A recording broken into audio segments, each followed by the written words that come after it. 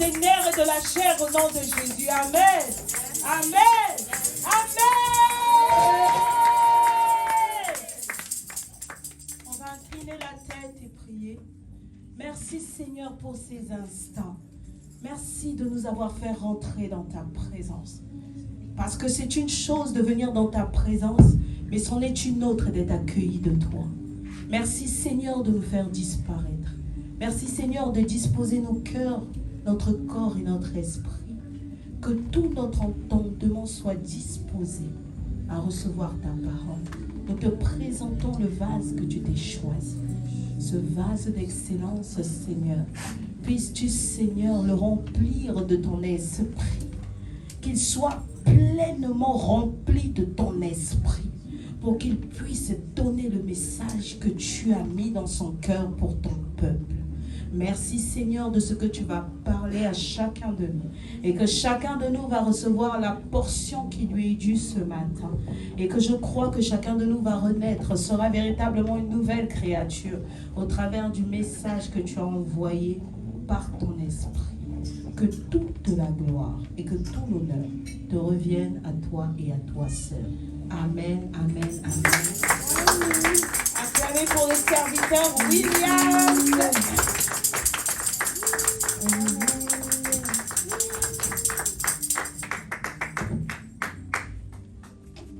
On acclame, on acclame.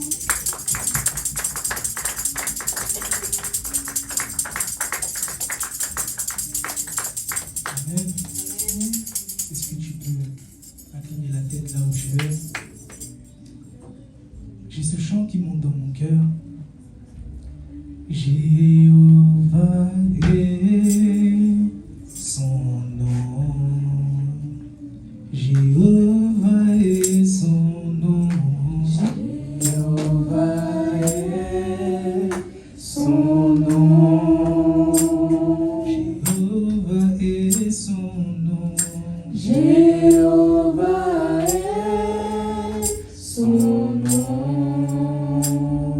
Jéhovah est son nom. Jéhovah est son nom. Emmanuel est son nom. Emmanuel est son nom. Emmanuel est son nom. Emmanuel est son nom. Adonai est son nom. Adonai est son nom. Adonai est son nom. Adonai est son nom. El Shaddai est son nom. El Shaddai est son nom. El Shaddai est son nom. El Shaddai est son nom. Sabaoth est son nom. Sabaoth est son nom. Sabaoth est son nom. Sabaoth est son nom. Nous disons puissant guerrier. Puissant guerrier. Fort dans les combats. Jéhovah est son nom. Nous disons puissant guerrier. Puissant guerrier. Fort dans les combats. Jéhovah est son nom. Amen. Est-ce que tu peux acclamer pour Jéhovah? Est-ce que tu peux acclamer pour le Seigneur? Est-ce que tu peux encore acclamer pour le Seigneur? Amen, amen, amen. Amen. Tu vas te disposer là où tu es. Père de grâce, nous te disons merci encore une nouvelle fois Merci pour ta présence et merci pour la présence des anges, Seigneur. Père, je te consacre ces instants entre tes mains, Seigneur, parce que moi seul, Père de grâce, je ne peux rien faire, mais je compte sur toi, sur ton esprit et sur ton armée céleste. Je ne compte pas, Seigneur, sur ma force, je ne compte pas sur mon intelligence, je ne compte pas, Seigneur, sur ma sagesse, mais je compte sur ton royaume, Père éternel.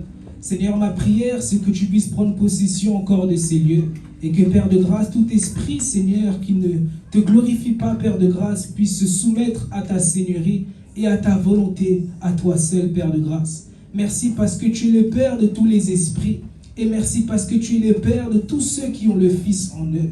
Merci, Père de grâce, parce que c'est toi qui nous as réunis aujourd'hui. C'est toi qui nous as donné la force d'être là. Et c'est toi qui nous donne encore la force, Père de grâce, d'aller jusqu'au mois de décembre, jusqu'à cette fin de décembre, Père de grâce. Alors, Père, je te rends grâce pour la vie de tes serviteurs et de tes servantes. Je te rends grâce, au Père de grâce, pour la vie de tes enfants, Seigneur. Je te rends grâce pour la vie de mes frères et de mes sœurs. Je te rends grâce pour la vie des enfants, Père de grâce. Je te rends grâce pour la nature. Je te rends grâce pour cette assemblée. Je te rends grâce, au Père, pour l'ange de cette église. Je te rends grâce pour la vie de ton serviteur, l'évangéliste Vivian Biakala. Je te rends grâce pour ma propre vie, Seigneur. Et je te rends grâce pour tout ce que tu es en train de faire au milieu de nous. Et pour ce que tu feras, Seigneur, juste à la fin, Seigneur, de cette année. Merci parce que, Père, nous ne voyons pas encore ce qui nous attend, mais par la foi et par l'espérance et par l'amour, nous pouvons croire, ô Dieu, que tu feras des grandes choses dans notre vie, Seigneur. Voilà pourquoi nous le témoignons, Seigneur, par nos acclamations. Voilà pourquoi nous le témoignons par nos acclamations. Et voilà pourquoi, Seigneur, nous te rendons grâce. Et nous te disons merci, Père de grâce, pour ce que tu feras au milieu de nous. Et pour ce que tu feras encore, Seigneur, dans nos vies, dans le nom de Jésus-Christ. Merci, Seigneur, que tu puisses te souvenir des familles, Père de grâce, et que tu puisses te souvenir, Seigneur, de ceux qui sont présents avec nous et de ceux qui ne sont pas présents avec nous. Que l'honneur et la gloire te reviennent à toi seul. Et ensemble, nous disons Amen. Amen.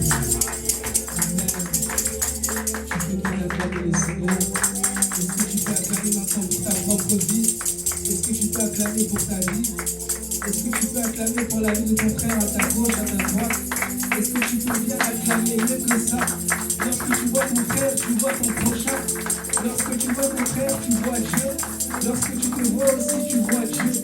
Alors est-ce que tu peux bien acclamer le Seigneur? Amen. Amen. Gloire à Dieu. Je suis content de vous retrouver aujourd'hui. Je rends grâce à Dieu pour la confiance de Papa Vivian, qui nous suit de loin, il nous suit toujours. Il est toujours assidu là où il est. Est-ce que tu peux acclamer le Seigneur pour son serviteur? Je rends aussi grâce à Dieu pour la vie de Maman Alkeji. Est-ce que tu peux acclamer le Seigneur? Amen. Et je rends aussi grâce à Dieu pour la vie de tout à chacun d'entre nous. Amen. Par la grâce de Dieu, Dieu est en train de nous emmener dans un thème. Pour ceux qui ne savaient pas, le thème c'était l'amour inconditionnel. Et le dimanche dernier, inspiré par le Saint-Esprit, il m'avait donné le thème de naître de nouveau. Et aujourd'hui encore, il nous donne encore un nouveau thème qui est si quelqu'un est en Christ, il est une nouvelle créature. Amen. Et pour toi et pour moi qui n'étais pas là peut-être le dimanche dernier, l'Esprit de Dieu était tout simplement en train de nous parler de la nouvelle naissance. Et il nous avait donné un verset que je vais lire. C'était Jean chapitre 3, verset 3 à partir du verset jusqu'au verset 5. Il dit, Jean chapitre 3, verset 3, on peut même lire à partir du premier verset. Il dit, or, il y avait parmi les pharisiens un homme du nom de Nicodème. Papa Vivian avait déjà enseigné sur l'enseignement sur les pharisiens. Les pharisiens, pour vous donner une image, c'est l'image d'un homme qui a appris la parole de Dieu, mais qui ne se conforme pas. C'est-à-dire, c'est quelqu'un qui n'applique pas la parole de Dieu, mais il la connaît. Un peu comme un religieux. Et ici, il dit que Nicodème, ce jeune juif, ce chef juif, il vint de nuit trouver Jésus et lui dit. Donc Nicodème, qui était un pharisien, il vient voir Jésus au milieu de la nuit, à l'abri des regards des gens. Il vint de nuit trouver Jésus et lui dit, Maître, nous savons que tu es un enseignant envoyé par Dieu car personne ne peut faire ces signes miraculeux que tu fais si Dieu n'est pas avec lui. Ça veut dire ici Nicodème parmi les pharisiens, lorsqu'il regardait le comportement de Jésus, lorsqu'il regardait les actions de Jésus, tout ce que Jésus pouvait enseigner aux disciples dans la foule, il se disait, mais quand je vois cet homme, je sais qu'on ne peut pas parler comme il parle si ce n'est pas Dieu qui est avec lui. Et puis il dit, verset 3, Jésus lui répondit, en vérité, je te le dis, à moins de naître de nouveau, personne ne peut voir le royaume de Dieu. Ça veut dire ici, Jésus est en train de lui révéler, lui donner une révélation. Tu sais, Nicodème, toi et moi, tu peux mettre ton prénom, tu peux mettre ton nom. Dieu est en train de dire, tu sais, en vérité, pour pouvoir agir comme moi j'agis, pour pouvoir aimer mon prochain comme moi-même, pour pouvoir aimer Dieu de tout son cœur, de toute son âme, de toutes ses forces, pour pouvoir mettre en pratique la parole de Dieu, il faut que tu puisses naître de nouveau. Envie de dire, ici, sans la nouvelle naissance, tout ce que Dieu nous demandera de faire dans sa parole, on n'y arrivera pas. Et Dieu est en train de nous dire que ce n'est pas une question de don, ce n'est pas une question de capacité intellectuelle, parce que l'image de Nicodème est une très bonne image, parce que Nicodème était quelqu'un qui connaissait bien les Écritures. On parlait de lui comme une personne qui était un docteur de la loi. Autrement, je pourrais vous donner aussi l'image de Saul de Tarse qui est devenu Paul. C'était des personnes qui connaissaient les Écritures, c'était des personnes qui savaient lire, c'était des personnes qui étaient intellectuelles, qui étaient avancées intellectuellement. Mais ces personnes-là, à l'image de Nicodème, à l'image de Paul, Dieu est en train de leur dire, si on veut servir le Seigneur en vérité, si on veut comprendre la parole de Dieu, si on veut mettre en pratique ce que le Saint-Esprit nous dit au travers de la parole de Dieu, ou même dans notre intimité, il faut qu'on puisse naître de nouveau. Et laissez-moi encore continuer. Il nous dit encore, Nicodème lui dit, comment un homme peut-il naître quand il est vieux? Peut-il une seconde fois entrer dans le ventre de sa mère et naître? Jésus répondit, en vérité, je te le dis, à moins de naître d'eau et d'esprit, on ne peut entrer dans le royaume des dieux.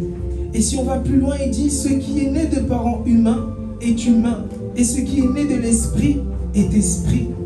Ne t'étonne pas que je t'ai dit, il faut que vous naissiez de nouveau. Amen. Avant d'entrer dans la profondeur de notre message, l'Esprit pouvait me dire, autrement on pouvait me rappeler, par l'aide du Saint-Esprit et par une discussion qu'on a eue avec Papa Vivian. L'Esprit était en train de nous dire au travers de son serviteur, il disait que l'histoire de la parole de Dieu, c'est simplement une histoire entre un époux et son épouse. Et on peut voir que cette première épouse, c'était Adam. Tu peux mettre aussi ton nom, tu peux prendre l'image d'Adam comme ta propre vie. Donc ça veut dire, avant d'entrer dans le Seigneur, avant de donner ta vie à Jésus-Christ, tu avais une vie, tu as vécu. Tu étais peut-être, je ne sais pas, originaire de Sarcelles, peut-être de Franc-Moisin, à Saint-Denis, je ne sais pas d'où tu viens. Et lorsque tu es arrivé sur la terre, tu es arrivé dans un environnement, tu es arrivé dans une famille, tu es arrivé dans une terre, sur une terre, dans un monde où il y avait le bien et il y avait le mal.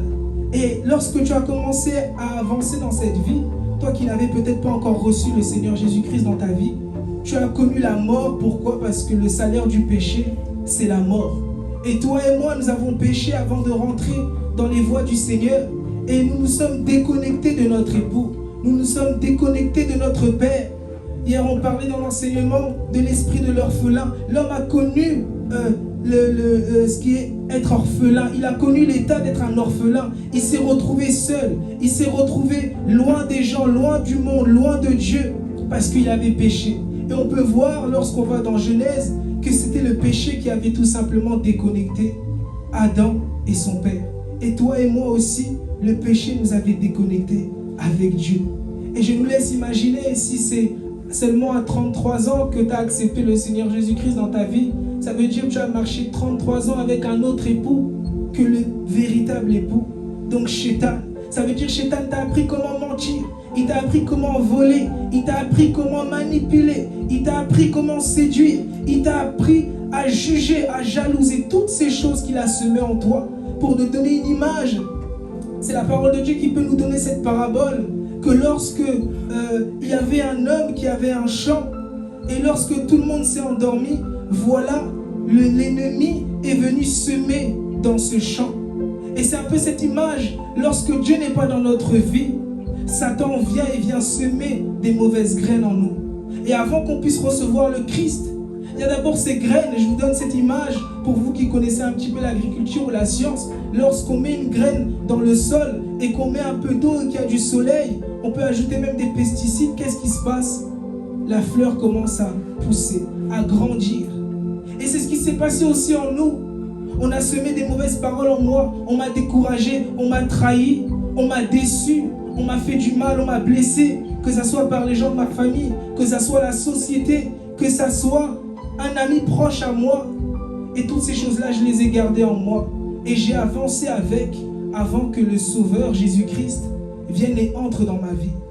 Un peu comme cette image du peuple d'Israël qui a été déporté jusqu'à que le Seigneur Jésus-Christ lui-même vienne pour sauver, pour travailler en eux.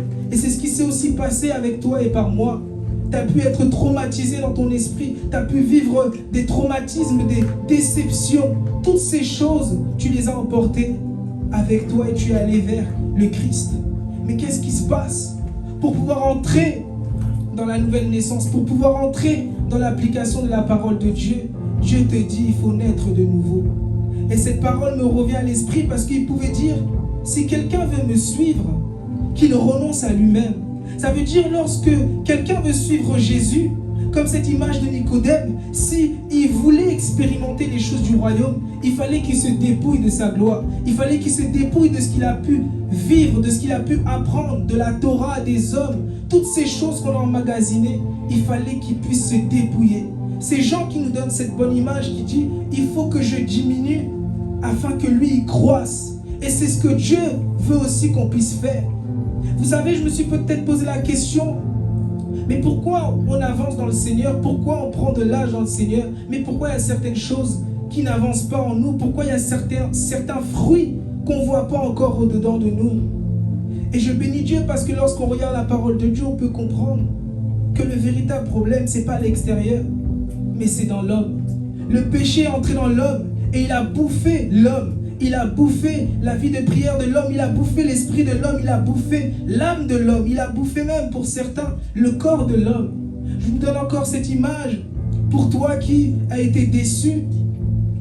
Tu n'es plus en capacité par exemple d'aimer, tu n'es plus en capacité par exemple de faire confiance. Et lorsque Dieu vient rentrer dans ta vie et te dit, et la foi que j'agirai dans ta vie, je vais faire des belles choses dans ta vie. Tu te dis, ah, ça fait 5, 10, 15 ans qu'on me dit la même chose. Pourquoi Dieu, lorsqu'il viendra dans ma vie, va changer quelque chose? Mais tout simplement, toutes ces choses, c'est ton passé, c'est ton vécu sans Christ. Et le diable a semé en toi des paroles, a semé en toi des sentiments, des mauvais esprits qui ont pu te décourager. Et Dieu, lorsqu'il vient en nous, il veut d'abord nous reconstruire. Il veut d'abord nous reconstruire. Il dit, si l'Éternel ne bâtit pas, celui qui bâtit la maison l'a bâti en vain. Toi et moi, lorsqu'on s'est retrouvés sans Christ, on a essayé de construire une vie. On s'est battu pour avoir un travail. On s'est battu pour connaître l'amour. On s'est battu pour prendre des bonnes décisions. Mais sans Christ, ce n'est pas évident. Et c'est ce qu'il veut nous dire. C'est seulement une personne qui est en Christ qui peut connaître la nouvelle naissance. Amen. Voilà pourquoi il pouvait dire à Nicodème que c'est seulement si tu nais d'eau et de l'esprit. Assurément pour toi qui maintenant marche avec le Seigneur depuis pas mal d'années, tu pourrais dire encore moi aussi, encore il faut que je renaisse de nouveau. C'est pas le baptême que je te parle, mais quel évangile on t'a présenté? Quel évangile on t'a parlé? C'est Paul qui pouvait dire à ces églises, quel baptême avez-vous reçu? Est-ce qu'on vous a présenté un Jésus qui sauve et qui vient habiter en vous? Ou on vous a présenté un Jésus qui est doux et qui vient travailler seulement l'extérieur? Vous savez, dans mon parcours par la grâce de Dieu, c'est aussi mon témoignage. Comme je disais des fois au monde de la montagne de Morija, les choses que je pouvais apprendre, c'était beaucoup la gloire de Dieu, chercher la gloire de Dieu, chercher l'élévation avec Dieu. Et toutes ces choses, lorsque je prends le temps d'y méditer, je comprends que c'était que des choses extérieures, mais qu'en vrai, le vrai travail de Dieu, il est à l'intérieur de nous. C'est pas à l'extérieur, c'est pas ce qu'on nous présente qu'il faut chercher à être le plus spirituel. Non, il faut chercher à être vraiment né de nouveau. Parce qu'on peut être spirituel. L'Esprit nous avait donné l'image de Moïse qui pouvait lever la main et des miracles se faisaient. Il pouvait faire des signes, il pouvait faire des choses incroyables. La parole de Dieu a même dit que Moïse, il Il n'y avait aucun prophète comme Moïse. Personne n'était comme Moïse en Israël. Mais c'est cet homme-là qui a tué. C'est cet homme-là à qui Dieu a dit, tu ne rentreras pas à Canaan. Alors à quoi bon, et c'est Paul qui nous l'explique, à quoi bon prophétiser? À quoi bon avoir une foi qui déplace les montagnes s'il n'y a pas l'amour? Cela ne sert à rien. À quoi bon aspirer au don, aspirer au parler en langue, à toutes ces choses? Mais si on n'est pas né de nouveau, s'il n'y a pas l'amour de Dieu en nous, tout ça, ça ne sert à rien. Et c'est ce que Dieu veut nous expliquer au travers de mon témoignage, au travers de la parole de Dieu, c'est qu'il faut qu'on puisse naître de nouveau. Et c'est seulement une personne qui reçoit Christ, c'est-à-dire une personne qui reçoit Dieu en lui, la plénitude de Dieu, qui peut pouvoir être une nouvelle créature. Hier, je bénis Dieu parce qu'on a eu un temps où on pouvait parler des différents enseignements qu'on a eus. Et on nous expliquait qu'il fallait qu'on puisse naître de nouveau. Il fallait qu'on puisse demander à Dieu un cœur nouveau et un esprit nouveau. Parce qu'on ne peut pas travailler avec Dieu avec notre ancien cœur. On ne peut pas travailler avec Dieu avec notre ancien esprit. Laissez-moi vous donner cette image. Avant de rencontrer le Christ, on t'a présenté peut-être des évangiles, on t'a présenté peut-être une partie de Dieu, une partie de la connaissance de Dieu. Mais aujourd'hui, Dieu veut te révéler qui il est totalement et dans son entièreté. Alors c'est pour ça que Dieu nous dit, pour nous qui connaissons déjà le Seigneur, de naître de nouveau. Et il nous dit dans 2 Corinthiens 5, 17, c'est l'apôtre Paul qui nous résume bien l'échange qu'il y a eu entre Nicodème et Jésus en nous disant, si quelqu'un est en Christ, dans une autre version on dit, si quelqu'un est uni au Christ, il est une nouvelle créature. Les choses anciennes sont passées, voici toutes choses sont devenues nouvelles. Toi et moi, est-ce qu'on pourrait réellement affirmer et croire que, est-ce qu'on vit vraiment le Christ en nous? Est-ce que véritablement en nous les choses sont vraiment passées? Est-ce que les trahisons sont vraiment passées? Vous savez, souvent on dit, lorsqu'on pardonne, on peut pardonner mais on n'oublie pas. Et Dieu dit, lorsqu'on pardonne, il faut oublier. Est-ce qu'on peut témoigner que le Christ est véritablement maintenant en nous et que tout ce qu'on a vécu, tout ce qu'on a pu vivre, c'est derrière nous? Est-ce que le vieil homme a été enterré? Est-ce qu'on est sorti du tombeau véritablement? Et c'est ce que le Saint-Esprit veut nous dire. Est-ce que tu peux témoigner que tu as changé? Oui, tu chantes. Oui, tu sers. Oui, tu pries. Oui, il y a eu des miracles qui ont été faits par toi. Oui, c'est vrai. Mais est-ce que tu as véritablement changé? Est-ce que les gens, lorsqu'ils peuvent te regarder dans ton quartier, là où tu as vécu, ils peuvent dire oui, c'est vrai. On avait connu un serviteur, une servante qui était, je ne sais pas, elle a une vie. Mais là, aujourd'hui, on peut témoigner que non, elle sert véritablement le Seigneur. Ou il sert véritablement le Seigneur. Oh, lui, cet homme est un homme intègre. Est-ce que les anges, est-ce que les hommes et Dieu peuvent témoigner de notre intégrité? C'est la parole qui pouvait le dire.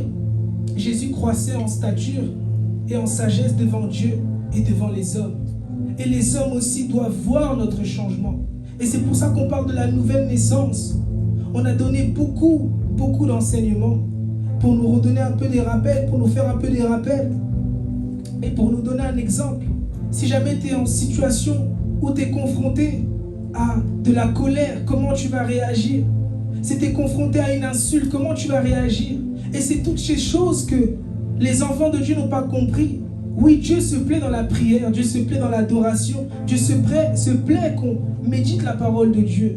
Mais Dieu veut que lorsqu'on nous voit, qu'on le voit. Lorsque Dieu nous regarde, il veut se voir. Il veut voir ses fruits en nous. Il veut voir l'amour de Dieu en nous. Il veut voir la foi de Dieu en nous. Il veut voir l'obéissance. Il veut voir tous ses fruits et pas seulement les choses extérieures. Vous savez, c'est la Bible qui le dit au travers de Paul, que les 5 ministères, c'est juste pour l'édification du corps de Christ. Et que même les dons, aspirer aux dons, c'est juste pour les autres. C'est pas pour nous. Ça veut dire Dieu, lorsqu'il me regarde, il se dit pas, ah, c'est bien, tu as le don de prédication. Oui, c'est bien, mais c'est pour les autres. C'est pas pour moi. Amen. Ça veut dire Dieu veut, lorsqu'il me regarde, il voit un adorateur, il voit une personne qui le craint, il voit une personne qui aime, il voit une personne qui, comme lui, il réagit. Moi aussi, j'ai réagi. Mais vous allez voir que on passe notre temps à venir le dimanche, à montrer de l'amour. Oui, c'est pas mauvais. Mais est-ce que lorsqu'on se regarde dedans de nous, est-ce qu'on peut témoigner et affirmer qu'on est véritablement né de nouveau. Né de nouveau, ce n'est pas seulement le baptême, on te rend dans le baptême ou la prière du salut, mais c'est le Christ pleinement en toi. Et c'est la Bible qui a voulu expliquer, mais c'est seulement le Saint-Esprit qui peut nous interpréter, parce qu'on nous a dit si quelqu'un est en Christ. Oui, mais il fallait qu'on nous dise si quelqu'un est rempli de la plénitude de Christ, là il est né de nouveau. Et on peut nous référer à Jésus. La parole de Dieu a dit Jésus fut rempli du Saint-Esprit. Et c'est parce qu'il était rempli du Saint-Esprit qu'il pouvait aller dans le désert. Et même lorsque le diable le tente, il a de quoi lui redonner encore une autre parole. Parce que Jésus était le premier-né d'entre les morts. C'était le premier-né, c'est-à-dire né de nouveau, mais qui était mort. Ça veut dire, lui, c'était celui qui était déjà mort, qui avait renoncé d'abord à sa vie. Et c'était d'abord le premier pour une nouvelle naissance, pour une nouvelle créature. Et toi et moi, on sort de Jésus-Christ. Ça veut dire, notre modèle ici, ça doit être Jésus. Ça ne doit pas être un autre que Jésus-Christ. Ça ne doit pas être un autre que quelqu'un qui imite le Christ. C'est Paul qui pouvait dire à Timothée, soyez mes imitateurs comme moi j'imite le Christ. Ça veut dire, par la grâce de Dieu, le Seigneur nous a donné un très bon père spirituel qui cherche toujours à imiter le Christ. Et toi et moi, lorsqu'on peut regarder les fruits de notre Père, on peut s'y référer. On peut se dire, ah, j'aimerais être comme Papa Vivian sur une chose que toi tu n'as pas, mais que lui il a. Et que tant que ton Père spirituel marche en Christ, il faut chercher aussi à imiter, à entrer dans les pas de ton Père. Vous savez, lorsqu'on regarde la parole de Dieu, on peut voir que Jésus lui-même a été enseigné. Et pour entrer dans ce processus-là, Dieu est passé par différentes personnes, notamment par Marie. Il est passé par Joseph. La parole de Dieu, si on fait attention, on dit que chaque année, il allait à Jérusalem et il apprenait. Ça veut dire que Jésus a été préparé petit à petit. Mais toi et moi, on est arrivé, on nous a brusqués, on a bien péché, après tout de suite, on a accepté Christ. Donc je vous laisse imaginer, le processus est beaucoup plus long. C'est pour ça que j'aimerais juste nous dire de ne pas culpabiliser, de ne pas se poser des questions. Oui, Jésus, pour lui, c'est aller très vite.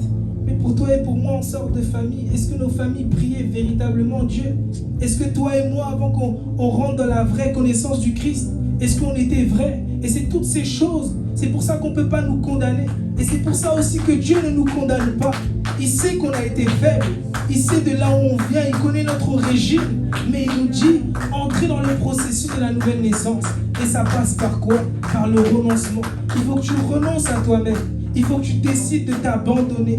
Comme il a dit, si quelqu'un veut me suivre, il faut qu'il renonce à sa vie. Tu dois accepter de perdre ta beauté si c'est ta beauté. Si c'est ton éloquence, tu dois accepter de perdre ton éloquence. Si c'est ton raisonnement, tu dois accepter de perdre tes raisonnements. Si c'est tes capacités intellectuelles, ta sagesse, ton orgueil, il faut que tu te dépouilles pour que tu marches avec lui.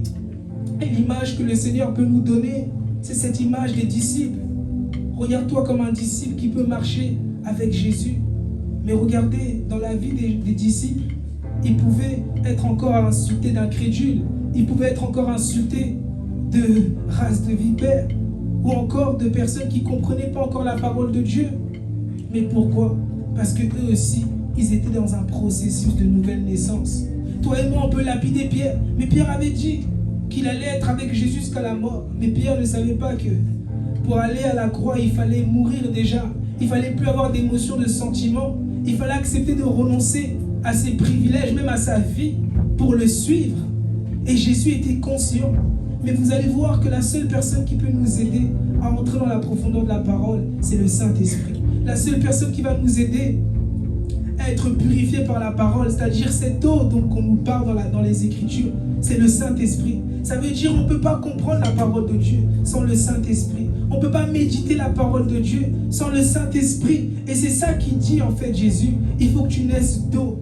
Mais qui est la source d'eau? Cette source d'eau vive, c'est qui? C'est que Christ lui-même. Ça veut dire lorsque tu médites, tu dois chercher à méditer avec le Saint-Esprit. Lorsque tu viens dans les enseignements, tu dois chercher à comprendre les choses avec le Saint-Esprit. Tu dois chercher à comprendre les choses avec l'aide du Saint-Esprit. Et qui peut installer son esprit si ce n'est que lui-même? Ça veut dire ne t'attends pas à qu'on t'impose les mains. Mais dis-toi, il faut que Christ lui-même vienne au-dedans de moi. C'est-à-dire que Dieu lui-même puisse imposer ses mains sur ta vie et qu'il puisse prendre le contrôle de ta vie. Mais toi et moi, on a cherché les hommes de Dieu, les mentors, toutes ces choses. On a cherché des connaissances au travers des livres. Qu'est-ce qu'on nous a pas dit? Moi, je me rappelle à mon époque, on nous disait, il faut que tu achètes le livre de Bénigne. C'était quoi même le titre? Bonjour Saint-Esprit. Qu'est-ce qu'on n'a pas cherché? Après onction, puis bienvenue Saint-Esprit, puis après encore d'autres livres, encore d'autres livres, encore d'autres livres. Mais tous ces livres, est-ce que ça a véritablement changé quelque chose en nous? D'autres sont partis à gauche, à droite, cherchant des nouvelles religions, rentrer en contact avec des esprits. Mais est-ce que quand tu regardes ta vie, est-ce que ces choses t'ont réellement changé? Est-ce que ça t'a véritablement apporté quelque chose? Parce que l'être humain est curieux de nature. Il aime apprendre, il cherche à toujours connaître. Mais est-ce qu'en cherchant à connaître toutes ces choses, est-ce que ça a comblé ton âme? Et c'est ce que Dieu veut nous dire. On ne peut qu'être une âme comblée. On ne peut qu'avoir une nouvelle parole, des nouvelles dispositions, des nouvelles attitudes si Christ vient vivre en nous. C'est seulement la présence du Christ en nous qui va nous transformer. C'est seulement la présence du Christ en nous qui va nous délivrer. C'est personne d'autre. Pas un prédicateur, pas même ton père, pas même ta mère, mais c'est seulement Christ. Et c'est ça que Dieu est en train de nous dire aujourd'hui. Amen. Qui veut véritablement qu'on puisse changer.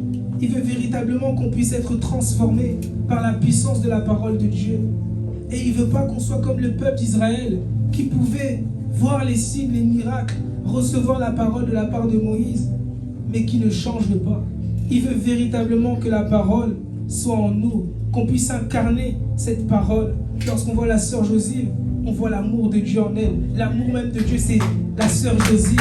Lorsqu'on voit la connaissance de Dieu, on peut voir la servante Adrie. Lorsqu'on voit la patience, on peut voir la servante Karine.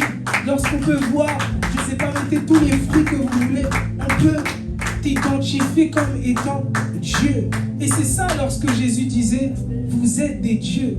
Dieu est caché en nous, mais il veut que ça puisse sortir. Pas pour qu'on puisse être des orgueilleux, mais pour que Dieu puisse se glorifier. Parce que Dieu dit qu'il se glorifie en nous. Ça veut dire c'est par toi et par moi qu'on peut dire non, Dieu est là. C'est par toi et par moi qu'on peut dire que le volume est bon.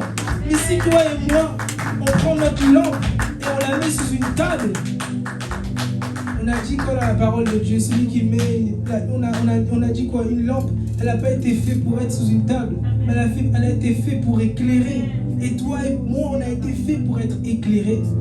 J'aimerais te fortifier par ce message. Peut-être que tu peux te dire, oh, il n'a peut-être pas prophétisé. C'était peut-être pas fort. Tu peux te poser toutes ces questions. C'était peut-être pas comme dimanche dernier. À chaque jour, celui s'appelle mon frère et ma soeur. Amen. L'Esprit de Dieu se moue au-dessus des eaux.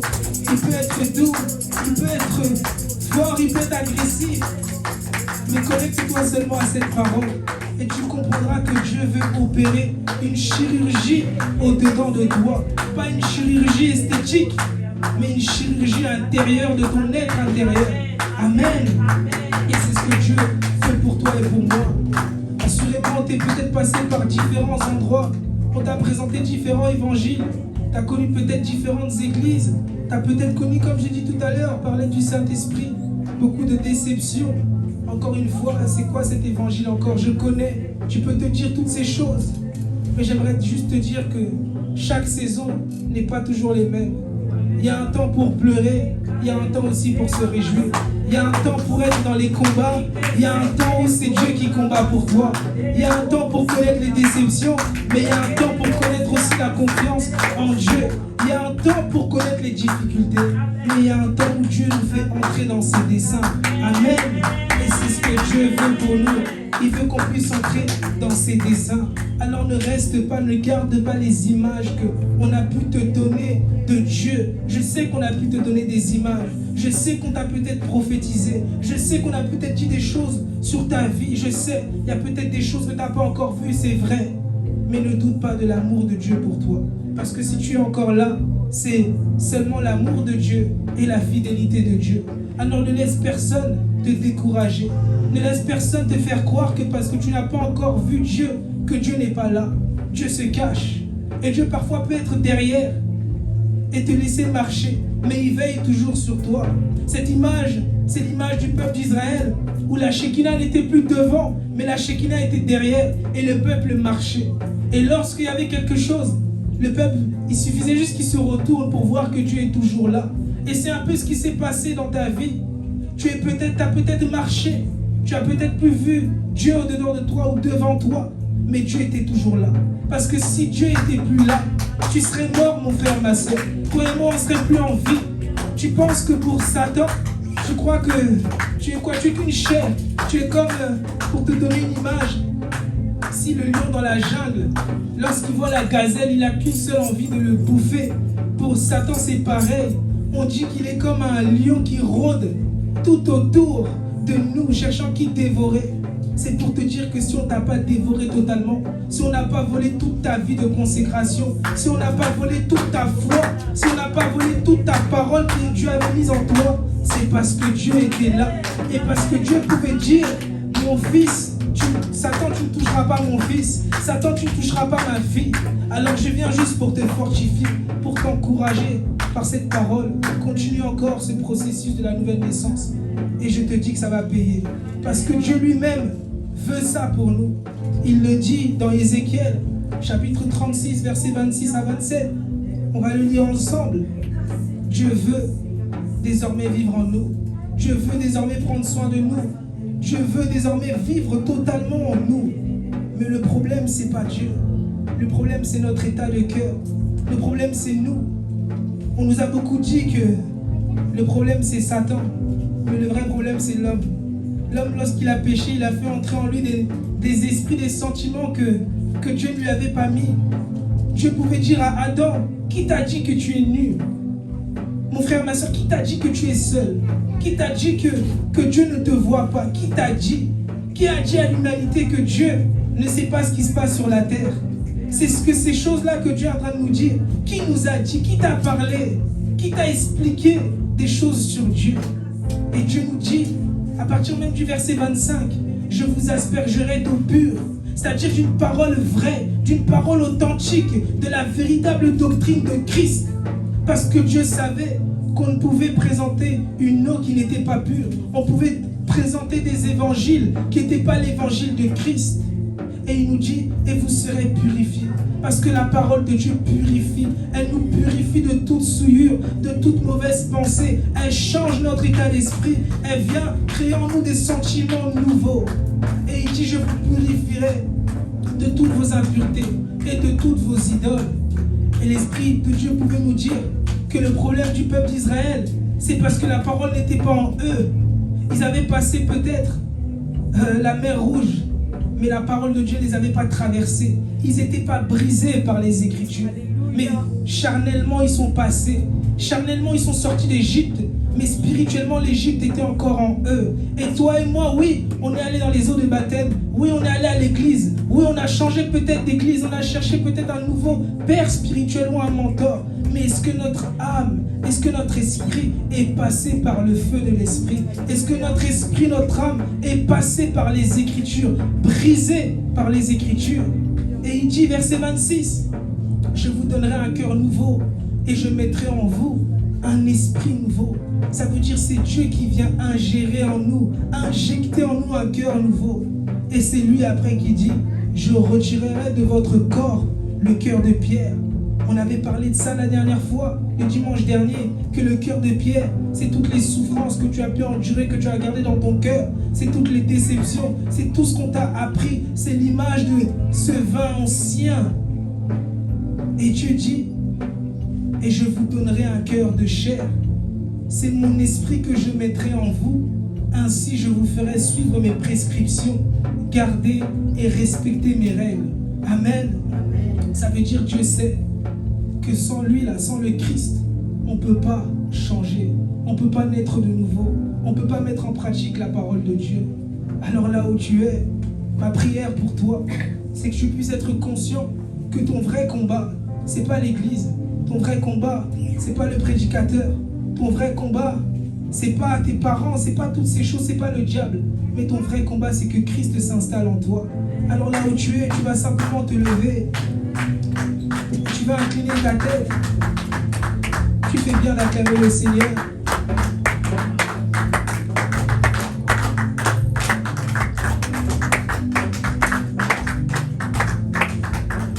Tu vas aller simplement simplement au-dedans de toi. Et tu vas demander à Dieu un cœur nouveau et un esprit nouveau. Tu vas demander à Dieu qu'il puisse véritablement t'aider et t'accompagner dans ce processus de la nouvelle naissance. Que tu puisses dire à Dieu que c'est le Christ que tu veux qu'il puisse vivre en toi. Oui, hier, toi et moi, on a demandé à prophétiser à voix. Toi et moi, on a demandé peut-être le mariage. Toi et moi, on a demandé la santé. Mais Dieu nous dit que si on veut être une véritable nouvelle créature, il faut que le Christ vive en nous. On peut guérir aujourd'hui, mais on peut le voir avec la grippe. Elle peut revenir. Mais si on est en Christ, dans la plénitude de Christ, vous allez voir qu'il y a des choses qui ne vont pas revenir. Parce que Christ est au-dedans de nous. Alors le vrai combat, ce n'est pas ce qu'il y a à l'extérieur, mais c'est le Christ qui doit être formé en toi. C'est le Christ qui doit prendre vie en toi. Alors là où tu es, tu vas simplement incliner ta tête et prier. Demander à Dieu qu'il puisse véritablement mettre en toi un cœur nouveau et un esprit nouveau. Seigneur, nous venons à toi et nous nous inclinons, Père. Car Père de grâce, nous avons connu, Seigneur, des déportations. Nous avons connu, Seigneur, des villes en villes, Seigneur. Nous avons connu des hommes et des hommes, Seigneur. Nous avons connu des relations et des relations, Père. Nous avons connu, Seigneur, beaucoup de choses, beaucoup d'évangiles, beaucoup de paroles, Seigneur. Mais nous venons à toi parce que nous constatons, Seigneur, que tout ce que nous avons vécu ne nous a pas transformés au-dedans de nous. Que tout ce que nous avons vu, Seigneur, ne nous a pas rapprochés de notre salut et ne nous a pas gardés attachés à ta parole, Seigneur. Oui, j'ai peut-être prophétisé, mais si je prophétise et que je n'ai pas l'amour, ça ne sert à rien. Oui, j'ai parlé en langue, Seigneur, 2 heures, 3 heures, mais si je n'ai pas l'amour, je suis comme une cymbale. Oui, j'ai cherché à te connaître, Seigneur, mais si je n'ai pas, ô Père, le Christ en moi, Seigneur, cela ne sert à rien, Saint-Esprit. J'ai cherché peut-être la guérison, Seigneur, mais si toi, le guérisseur, tu ne vis pas en moi, cela ne sert à rien, Père de grâce. J'ai cherché, ô Père de grâce, le mariage, mais si toi, tu ne deviens pas mon époux, ce que je cherche, ô Père, je le cherche en vain, Seigneur. Alors, Père de grâce, ô Père, ensemble avec tes enfants, nous venons à toi et nous nous inclinons, afin que toi-même tu puisses t'installer en nous, Seigneur. Aucun homme, Seigneur, peut faire naître d'eau et d'esprit. Aucun homme, Seigneur, peut faire en sorte qu'une personne devienne une nouvelle créature, si ce n'est que l'Esprit de Dieu qui vient et qui commence à opérer un travail au-dedans de cet homme. Alors, Saint-Esprit, viens opérer un travail en nous, Seigneur.